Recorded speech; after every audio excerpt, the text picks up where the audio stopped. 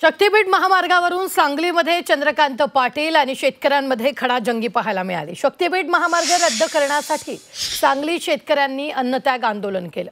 यावेळी शेतकऱ्यांनी पालकमंत्री चंद्रकांत पाटलांची भेट घेऊन चर्चा करण्याची मागणी केली।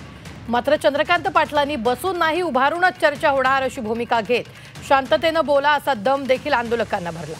सांगली जिल्हाधिकारी कार्यालयाबाहेर हा सगळा प्रकार घडला आणि त्यानंतर संतप्त शेतकऱ्यांनी जिल्हाधिकारी कार्यालयासमोर जोरदार घोषणाबाजी करत चंद्रकांत पाटलांचा निषेध नोंदवला।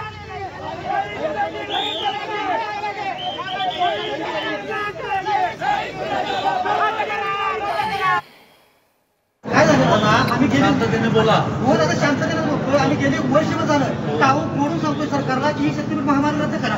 यामध्ये आम्ही जे उद्ध्वस्त होतोय, आम्ही तुम्ही होणार आहे, आम्ही बेरोजगार आहे, आम्ही यामध्ये आमचं मरण आलेलं आहे।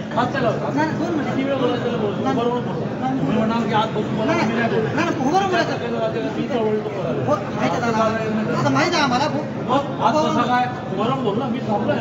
तुम्ही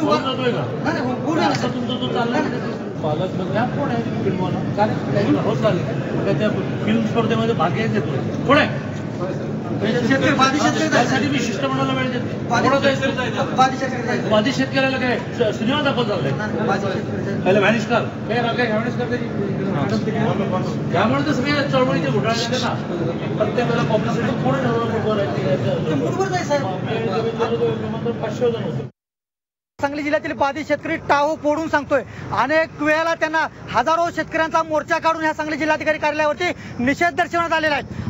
1938 हरकती 2000 पर्यंत हरकती ह्या प्रांताधिकारी यांच्याकडे नोंदवलेल्या आहेत। एवढं असताना सुद्धा आज आमच्या जिल्ह्याचे पालकमंत्री आदरणीय चंद्रकांतदादा पाटील हे म्हणतात की फक्त 5 लोकांचा विरोध आहे, बाकी 500 लोकांचा यामध्ये समर्थन आहे। अशा पद्धतीने त्यांना शेतकऱ्यांचा टाळू फोडलेला शेतकऱ्यांच्या डोळ्यातला अश्रू का दिसत नसेल हा आमच्या सर्व बाधित शेतकऱ्यांचा सवाल आहे।